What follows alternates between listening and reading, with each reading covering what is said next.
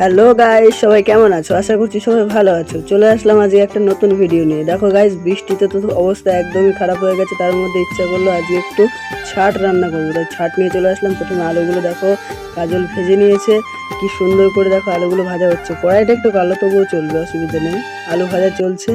আলু ভাজা হয়ে গেলে দেখো তার মধ্যে তেজপাতা দিয়ে আরও কি দিয়ে আমি বুঝি না রান্না করছে। তার মধ্যে দেখো পেঁয়াজ কেটেছে, টমেটো কেটেছে, হ্যাঁ কেটে দেখো কড়াইতে দিয়ে দিয়েছে। তারপরে দেখো এই আস্তে করে কষাবে, ঠিক আছে। তার মধ্যে গাইজ এই যে দেখো তার মধ্যে মশলাগুলো কষাচ্ছে, পাশ থেকে হাসছে, অসুবিধা নেই।